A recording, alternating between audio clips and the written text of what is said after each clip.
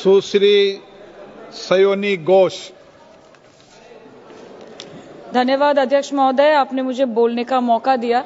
आज बहुत शेर बोले जा रहे थे सदन में, तो मैं भी एक शेर से शुरू करना चाहती हूँ कि तेरा इंतजार करेंगे हम, चाहे जमाने लग जाए, या तो तू आ जाए या हम ही ठिकाने लग जाए।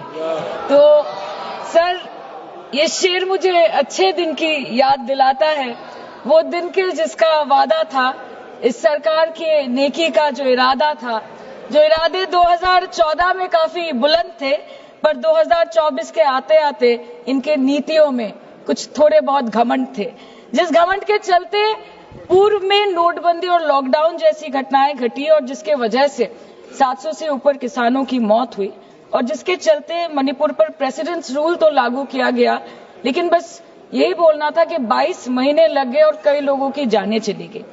सर, मैंने आगे भी ये चर्चा की थी कि if president's rule was the only solution, why was it not imposed months ago when people were dying? जब हजारों की तादाद में लोग बेघर हो रहे थे, चारों तरफ आग जल रही थी, जब महिलाओं को विवस्त्र करके रास्ते पर घसीटा जा रहा था, जब सिर्फ भारत नहीं बल्कि पूरे विश्व मणिपुर की चर्चा और निंदा दोनों कर रही थी, तब आप कहां थे? Sir, this delay in imposing president's rule proves that the BJP leadership neither had the will nor the competence to handle the Manipur crisis, and the administration watched quietly as ethnic tensions spiraled out of control. Sir, मैं ज्यादा detail में नहीं जाऊंगी क्योंकि हमने चर्चा पहले भी की है, और आज लगभग 2:15 को हम मणिपुर पे आलोचना कर रहे हैं। इतना इंपॉर्टेंस अगर पहले दिया होता तो शायद इसकी नौबत ही नहीं आती। So this is what I think.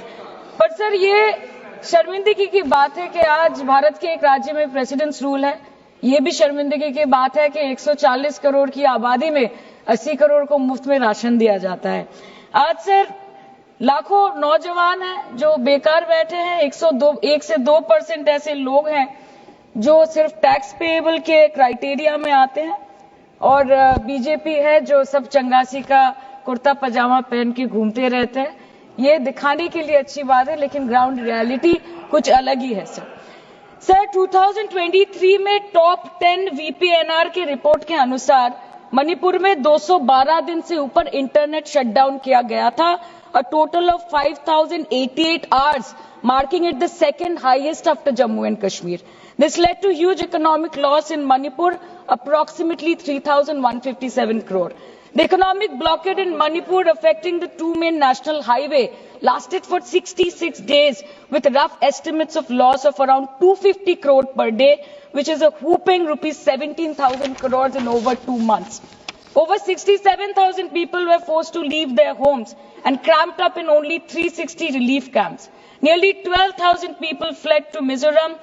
Approximately 7,000 people sought refuge in Nagaland, Assam and Meghalaya. Over 1,700 people taken refuge in Kachhar district as of June 2024.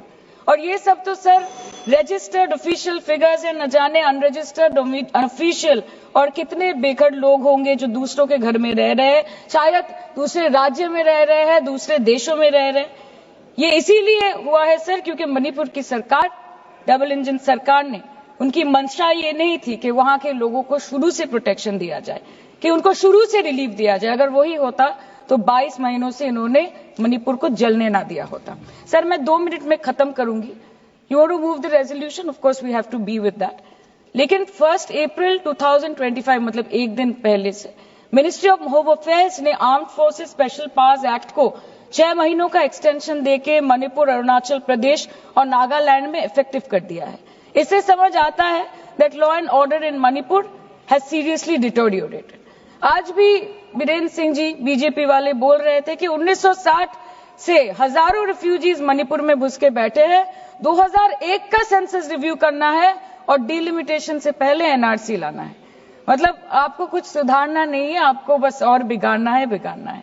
जिस तरह असम में एनआरसी के नाम पे इस सरकार ने 1500 करोड़ से ऊपर फूंक दी और करीबन 19 लाख लोगों को अस्तित्व संकट में डाल दिया, अब वही हरकत दोबारा दोहराना चाहते हैं मणिपुर के लोगों के साथ। अध्यक्ष महोदय, मैं अंत में बस इतना कहना चाहती हूँ मणिपुर के भाई और बहनों की तरफ से कि जिंदगी यूं भी गुजारी जा रही है जैसे कोई जंग हारी जा रही है।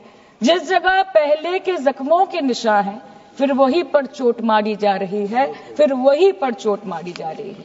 इसलिए आपके माध्यम से इस सरकार से मेरी यही अपेक्षा रहेगी कि मणिपुर के हालात में सुधार लाए, वातावरण में संतुलन लाए, पहले अपने देश के लोगों को मित्र बनाए, फिर जाके विश्व बंधु कहलाए जाए।